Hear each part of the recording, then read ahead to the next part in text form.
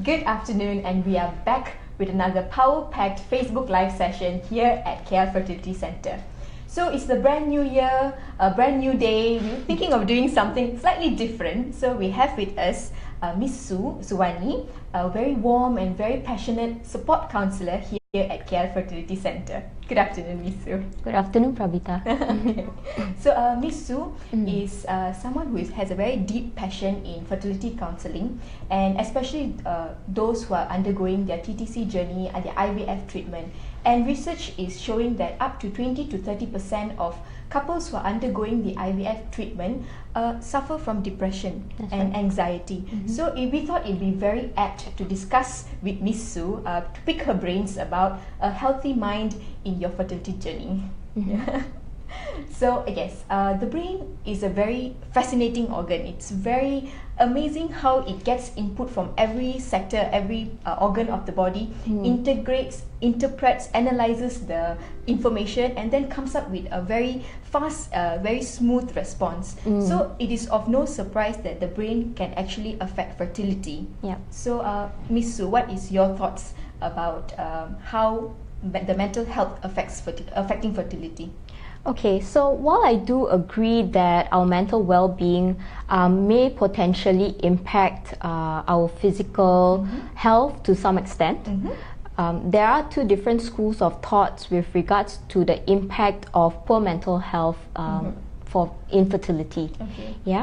Nevertheless, more and more researchers seem to be confirming a link between poor mental health with infertility, as high levels of psychological distress such as stress, anxiety and depression have been found to affect the hormones that regulates the reproductive system for both men and women. Okay, I see. So how can we categorize stress, Miss Su? Okay, so basically stress can be categorized into three types. The first is acute, the second is episodic, and the final one is chronic. Out of all three types of stress, acute stress is the most common form, as stress is something that we typically, experience on a day-to-day. Yeah, we always mention suddenly we're going on with our daily life and they're like, oh, I'm stressed. That's right. And so usually acute stress is something that we experience due to our day-to-day pressure experiences. However, the more frequent we experience an acute stress, then that can be sort of detrimental because it can lead to episodic acute stress. Alright? However, out of all the three types of stresses, chronic stress is the most serious one. I see. And it's usually very unpleasant experiences. So generally people who experience situations such as conflicting relationships, dysfunctional families, at times trauma, they do experience chronic stress. I see. So dearest viewers, if you're watching this, if you have any questions, any queries, or if you would like to share your experience with us to inspire or even get Miss Su's ideas and maybe recommendations on how you can handle your stress, feel free to comment in the comment box below. I'm sure Miss Su will be more than happy to address them right here and right now. So just now Miss Su, you've mentioned that it can affect fertility. So what is the mechanism? How does this stress affect fertility? Okay, so when a person goes through stress, the levels of stress hormones known as cortisol is released and it increases. And then this will sort of suppress the sex hormone known as the gonadotrophin releasing hormone, or also known as GnRH. And back to a bit science class right now. And then with that, for some women, the chronic stress can affect the ovulation by altering the signals that's being sent to the hypothalamus, which is the center of the brain that regulates some of the hormones that triggers the egg to be released. And furthermore, women who go through non-stop chronic stress, they tend to ovulate less regularly. Okay, so it also makes the whole timing of the baby making process a bit difficult for them. Okay. As for the men, it is also found that when they are going through stress, the testosterone levels may be affected. So this can affect their fertility as well. Okay, so for the female, it is the hypothyroid pituitary ovarian axis that is dysregulated, and for the man, it's the testosterone. Yes. So men, you have to take care of your stress levels too, not only the women. Okay, so obviously for a couple who is going through the TTC, trying to conceive journey, they might be experiencing some stress. So what are the types of stresses that they might be encountering in their day-to-day lives? Okay, so to begin with, in order to determine what kind of stress they are experiencing, we need to understand the kind of stresses that they are going through.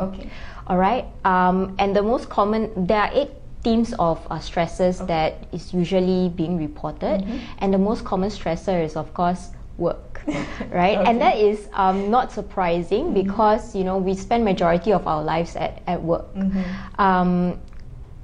For patients who are beginning their TTC journey, they have reported experiencing relationship issues. Some have reported financial worries, relationship issues, financial worries. At times they are also experiencing health worries, and the most common one for our setting is social pressure from families particularly. I see. Okay, with respects to patients who have been going through several rounds of IVF, whether they have experienced pregnancy successfully or not, definitely they have spoken about things like trauma, and the trauma could be due to miscarriages. And of course, from there leads to bereavement. Yes. Okay. And finally, one more would be the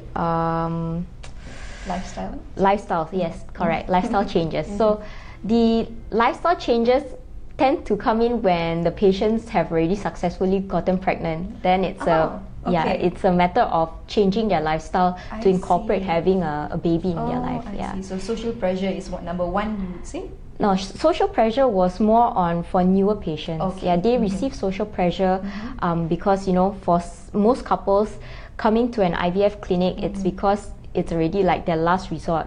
They have already been trying to conceive naturally. It hasn't been successful. So they are receiving the social pressure from families, from parents. Yes, and relatives out there. Friends. Like, where's your baby? Yes. And I've also noticed that there are many couples who do comparisons. With their friends, for example, with their peers. Oh, how come he or she has been married for, few months, already pregnant? We have been married for so many years, haven't been pregnant. Yes. So that certainly takes a toll on a couple. Yeah, definitely. Okay. So as you, Miss Su, you mentioned, so there are 8 types of stresses, and I've heard there's the 9th type of stress, which is the stress of IVF. So what about that, Miss Su? Okay. So basically, the IVF journey itself can be quite stressful for most patients, all right? Whether you're ready or not, the stress is inevitable. I do have patients coming in, saying that, they're really excited to do the IVF process, but then as soon as they got the IVF info of, the schedules they need to follow, medications they need to take, suddenly it becomes overwhelming for them. Yeah. I see. So what about, let's go through a few examples and let's see what you can help us with how to address these problems. So for a couple who's anxious about IVF, I see they're overwhelmed with the schedules and stuff like that. So what can they do to reduce their stress or to help them to relax? Okay, positive thinking is very important. Okay, telling yourself that I'm going to take it one step at a time. It does help in terms of getting through the day, day by day, right? Apart from that, if in order to reduce anxiety, it's important for patients to also be comfortable with the clinic that they are in, the consultants that they are going under. Okay, they need to be comfortable with the fertility team that's attending to them. Okay. Meaning to say that, you know, they have to ensure that they're getting their questions answered, they're given proper information. You know, if you're being prescribed medication, you inquire why am I given this medication and what is the use of it for, just to be well informed. Sometimes one of the stress is because you're clueless, you don't know what's going on. Yes. So you get like, oh, am I doing this right? That's or right. like, what am I supposed to do, and stuff like that. So education is also important. Very, very important. Yeah, knowledge and education. So besides that, anything else, Miss Su? So basically, to those be well educated about what's going on. Correct. So okay, we have that one group of couples. Also, another couples, they have already they are going through the IVF, and now they are worried. Oh, will my IVF treatment fail? So any advice about that? Okay. With regards to failure of IVF, in a way, it's important to consider, especially for newer patients. It's important to remember or to take the IVF session, the first one particularly, as like a diagnostic session. Okay. A reason being is because in general, when we start off, we'll do a basic protocol. Okay. And that is like diagnostic testing. It may work for some people, it may not work for some people, but that's when you can take the results for the first session or the first cycle as something positive, as in, you know, if this didn't work out, then the subsequent cycles may potentially work out, because that's when we're going to change the protocol to suit your body even better. Oh, yeah. I see. Okay, that's interesting. Thank you, Miss Su. So, okay, these are for couples who are like, they have already decided, okay, IVF treatment is the way to go. But what if a couple comes in, they are seeking for fertility guidance and stuff like that, and then they have no idea, what am I supposed to do? Am I supposed to choose IUI, IVF, ICSI? We've got so many things that's going on. Okay. So if a couple comes in clueless, so how? So that goes back to the previous question that you were asking me. Having proper information and being well educated is really important. Even before coming for consultation, it's good to actually go online, do your research, read as much as you can about the whole procedure, but take everything with a pinch of salt, because there are always two sides to a story. Whatever you are unsure of, it's good to actually write it down, and then when you come for your consultation, you know, ask your doctor. It's fine to ask questions, you know, as much as possible, just to get some clarity, get some understanding. In the event if the doctors are unable to, you know, spend as much time answering you, you can still refer to the nurses. You can even refer to the support counselors. We are all here to guide you throughout the journey. The whole team is here to help you. Correct. Yes. No, we're not going to be very garang or very stressed with you. We are going to be very nice. Okay. So some couples they find it uncomfortable when they are told that they're supposed to take hormone pills, hormone management for the IVF treatment. So what about that? Okay. If they are feeling uncomfortable having to take the hormone therapy, then it's important to actually discuss this with the consultants. All right. Perhaps it's good to inquire why are they given certain hormone therapies, and perhaps the consultants can also inform them what's the benefits and, you know, the effects of the hormone therapy. Okay. So I think one of the major things that when someone is undergoing IVF treatment is the fear of needles, because needles is a very big part in the IVF treatment, and personally I'm very afraid of needles too. Even, you know, so what can a couple do? What can a woman do when they are supposed, because they have needle phobia? So what can they do to overcome this needle phobia? Okay, for those who are suffering from phobias of needle, what you can do is you can actually seek some form of assistance from counselors or any therapists who specialize in cognitive behavioral therapy, and they will be able to guide you through to help you overcome the fear or the phobia that you're experiencing. So this cognitive behavior therapy that you mentioned, is this something a support counselor is able to handle? Yes, definitely. Okay. So some of them, the couples, they might feel very alone. They feel, you know, it's very paradoxical. You know, you'll be with many people around you, and then you feel so alone because you feel like you're going through this IVF journey alone. So what about advice for them, that so to not feel alone in this journey? Okay. Well, firstly, the support counselor is available. But yes, this is definitely something that many of my patients do experience. Okay, they come from very close-knit families. They do have families as a support system.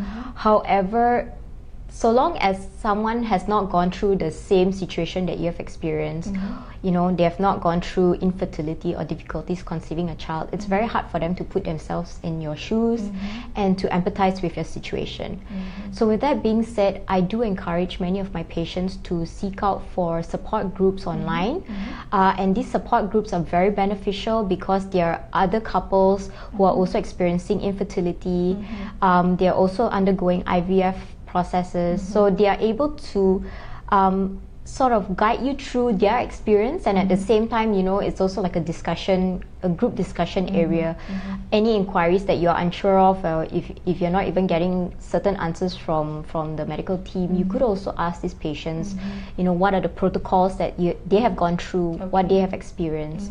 So these support groups are really, really beneficial. Of course, these are patients who do come in and see me, so they are getting the support counseling from our end as well. Yeah. All right. Okay. So, advice for a couple that's undergoing financial troubles, because IVF is still a very expensive treatment. So, advice for that.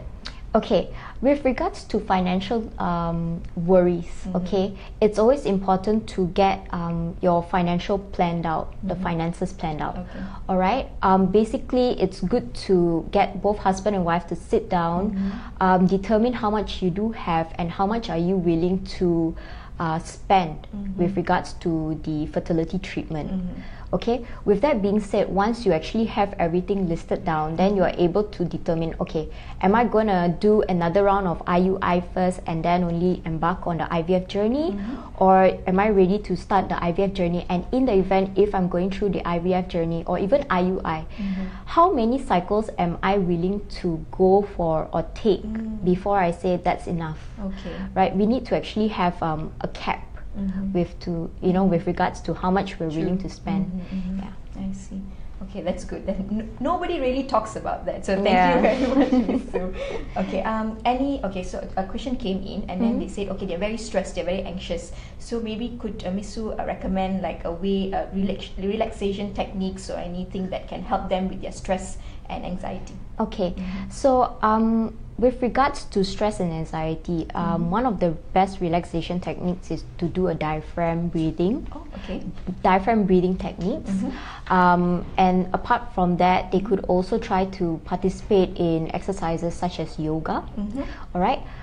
Yoga seems simple, but it's not really as simple as it seems, right? Because when you're doing yoga, you need to focus on your breathing. You need to focus on your stance. So it really takes your mind away from, focusing so much on the IVF and everything else. I'm sorry, Miss diaphragm breathing. So how can they go about with diaphragm breathing? Okay, so basically you just sit comfortably, all right, and then you take a deep breath in, and when you breathe in, your diaphragm is supposed to basically extend out and not be sucked in. So most of us think that, when we're doing a diaphragm breathing, it's supposed to be sucked in, but actually our diaphragm is meant to be out. And as you're doing that, you count to about 10, for example. Okay, so count slowly: 1, 2, 3, 4, 5, 6, 7, 8, 9, 10. And as you're breathing in through your nose. All right, and then when you're releasing, release it through your mouth, and also do a mental count of around 10 as well. 10 counts. Yeah, and then give yourself maybe a count of 4, and then do another breathing again, 10 counts again, through your nose, release through your mouth. Yeah. Okay, thank you. And that's where the focus should be, on the diaphragm. So you actually put your hand on the diaphragm and focus on it expanding. Yeah. So diaphragm breathing, yoga, and then what else, Miss Sue? Meditation helps as well. But not everyone is comfortable with meditation, because you need to be quite disciplined in order to just sit down and not do anything. The moment you decide to sit down and relax, and then that's when all the other thoughts come in. Yeah, that's right. So the whole idea for meditation is to basically clear your mind and to focus on your body. So from head to toe. So you start off with, focusing on your head, and then slowly moving down to your shoulders, to your arms, and finally will be your feet. Okay, and then basically clear your mind. Just have a piece of quiet time. And this will be like everyday meditation? Yeah, it depends on individuals. Yeah, all these activities depends on individuals, but it's beneficial to do it whenever you can, or as soon as you feel that you're experiencing signs or triggers of stress or anxiety. Yeah. So another question came in was, it's okay to be positive, to remain positive, like you said before, for a month or two, maybe up to 6 months. But what if the couple is going through the IVF treatment or the TTC journey for a very long time, 2 years, 3 years? So how is it, how to be positive, to keep being positive for that period of time? Okay. Positive affirmation is very important. It gets you a long way in terms of maintaining a positive mindset. All right, and generally, what affirmations are is that they are truthful statements that you tell yourself, or declarations. Okay, so it's something that you have to say and you have to really believe in it. For example, you wake up and you say, today is going to be our day. It's going to be a good day to have a baby, or it's going to be successful. So that is a type of positive affirmation. But when you say, you really have to believe it's going to be a good day, not just wake up and say it, but then that's it, right? And then when you come to the clinic, you become all negative. No, that shouldn't be the case. You should really stick to it. Yeah.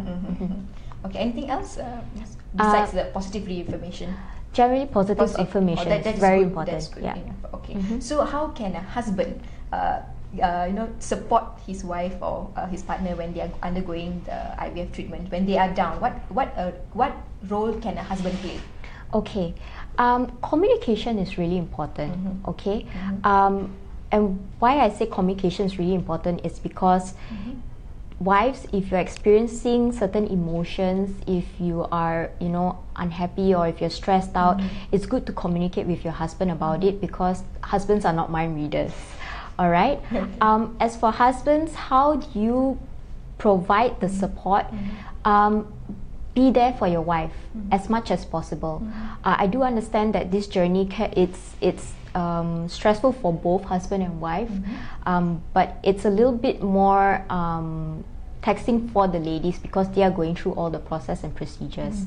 Okay, so talk to each other, and it's good to express your views and opinions as well, so that you understand where your respective partners are coming from, and how they are viewing certain views, because as individuals we all do have our own views and perspective and opinions, and our spouse doesn't really necessarily need to share the same sentiments. So communication is really important. So communication is key in this. Definitely key. So one more question came in. They are maybe they are not very sure about what role a support counselor does. So maybe Miss Sue can explain about what is the role of a support counselor in this. Well, basically, I am here to listen out to any issues that you're facing, right? And majority of the time, my role is to help facilitate you into finding a solution to any issues that you're facing. All right. I do understand that fertility treatment is very difficult. It's a tough journey to go through, and it's tough to cope with the stress of going through a fertility journey, and on top of that, stress from other external factors as well. So I do help patients with coming up with proper coping mechanisms and coping strategies to help them just to get through the whole TTC process smoothly, and to also give them that support to make them aware that they're not alone when they are going through this. So a support counsellor will work hand in hand with the fertility specialist and the nurses to as a team to help them in their TTC journey. So I do communicate with the medical personnel here, and then at the same time also see where different individual patients, they have different areas that needs help from. So that's perfectly fine. So it's completely normal to need assistance with regards to patients who are going through fertility treatment. Yeah. So they don't have to be shy. Oh, I'm going to see a support counselor. I'm Definitely not. lesser of a no, like a couple or something. Definitely not. I mean, I always tell patients that the four walls of my room is a safe space for them to share any issues that they're facing. The thing is, because most of us, probably because partly from the culture that we come from, we've been brought up to solve our own issues, keep our problems to ourselves. But the more you keep things to yourself, it piles on, right? In Malay, they said, sikit-sikit lama-lama jadi bukit, right? Yes. So eventually, everything is bottled up, and the minute you can't take it anymore, it explodes. So that's what we're trying to avoid. For patients who have had difficulties, who are undergoing sadness, we definitely do encourage you to come in and have a chat, because we do not want you to keep all these emotions and get it all bottled up to the point where you may even reach depression. So that's our key goal, is to avoid having any patients suffer from depression. Yeah. So of course, and happy parents will produce happy babies. Yeah. Okay. So I think that's all, Miss Sue. Maybe would you like to say anything to end the show today? Well, just to thank all the viewers for tuning in. I really do hope that whatever I've shared with you will give you some clarity and also give you a peace of mind through your fertility journey. In the event, if you ever do need some form of support, my door is always open. I'm always here if you ever do need someone to chat with. All right, don't be shy. Yes. So, dearest viewers, we hope you had a very wholesome discussion today. You understand more about the TTC journey, and I hope you understand that a healthy mind certainly is very important in your fertility journey. Yes, definitely. So thank you very much, Miss Sue, for your time, energy, effort, the knowledge that you shared with us today. It's not easy to get you to sit in, so thank you very much for that, and we hope you will keep tuning in the next Facebook Live sessions that we're going to have, and also stay tuned for free fertility forums by our fertility specialists. All the updates can be seen in our Facebook page. Alright, that's all the time we have for today. Till the next Facebook Live session. Bye-bye. Bye.